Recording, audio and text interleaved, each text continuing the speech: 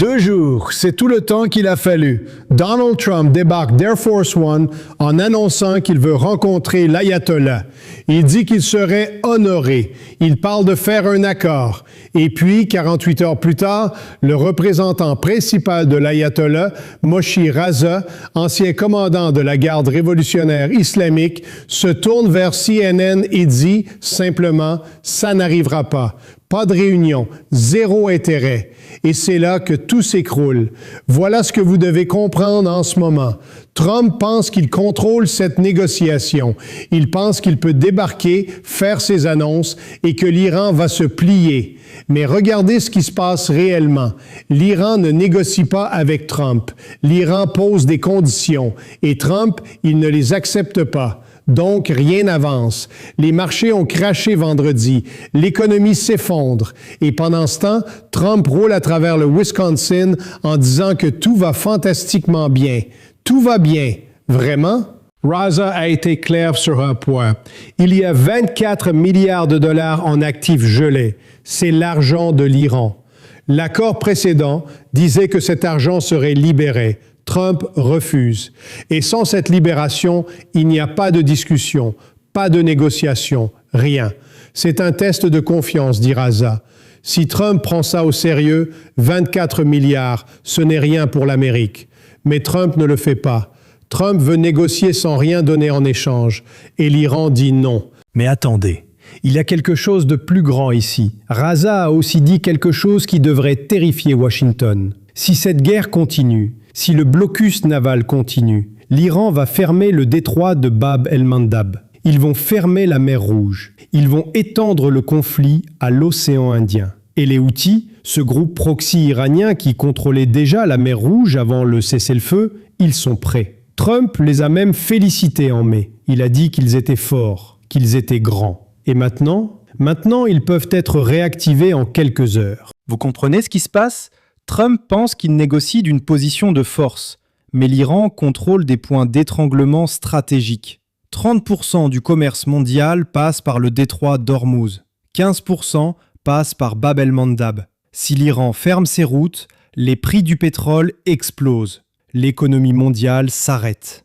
Et Trump dit que les chiffres de l'emploi sont fantastiques. Il ne comprend pas ce qui vient. Et puis il y a Israël.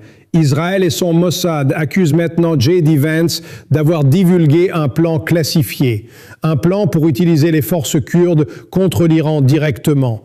Vance aurait donné cette information à Erdogan, le président turc. Erdogan a une ligne rouge, pas de forces militaires kurdes près de la frontière turque.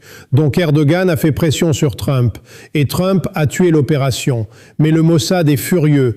Ils disent que Vance a volé des informations classifiées et les a données à un allié turc. C'est du chaos. C'est de la trahison interne.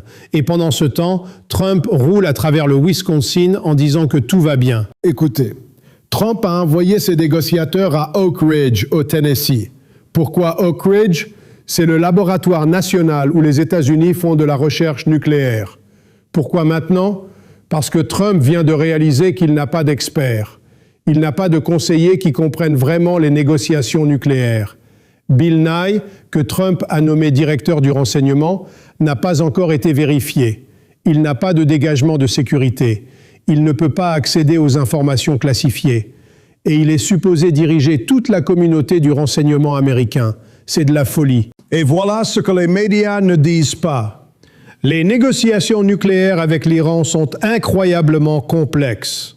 L'Iran a passé des décennies à développer une expertise technique et une expertise en négociation.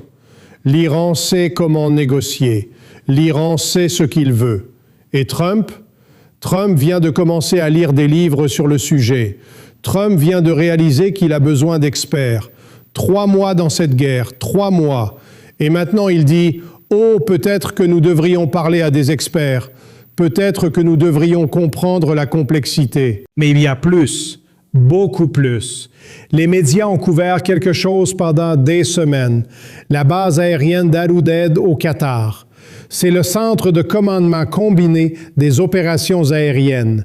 C'est de là que les États-Unis dirigent toutes leurs campagnes aériennes au Moyen-Orient depuis plus de 20 ans. Et l'Iran l'a frappé. Plusieurs missiles balistiques. La base a été gravement endommagée. Elle a été rendue inopérante. Aucun personnel n'a été tué, mais la base était hors service. Donc, les États-Unis ont dû se déplacer à Shaw Air Base en Caroline du Sud. Et personne n'en a parlé. C'était couvert, c'était caché, jusqu'à maintenant. Donc voilà la situation. Trump débarque en annonçant qu'il veut rencontrer l'ayatollah. L'ayatollah dit non. Trump dit que les négociations vont bien. Les négociations sont bloquées. Trump dit que l'économie va bien. Les marchés ont craché. Trump dit qu'il a un plan. Il vient de commencer à parler à des experts. Et pendant ce temps, l'Iran contrôle les détroits. L'Iran a des missiles, l'Iran a des alliés, et l'Iran a dit clairement « libérez notre argent ou il n'y a pas de négociation ». Voici la question que vous devez vous poser. Qu'est-ce qui se passe dans les 3 prochains mois? Trump va-t-il libérer cet argent ou est-ce que l'Iran va fermer Bab el-Mandab? Est-ce que les prix du pétrole vont exploser? Est-ce que l'économie mondiale va entrer en crise? Parce que c'est ce qui vient, c'est ce qui arrive. Et Trump roule à travers le Wisconsin en disant que tout va bien. Mais ça ne va pas bien, ça va très mal et ça va devenir beaucoup plus mal.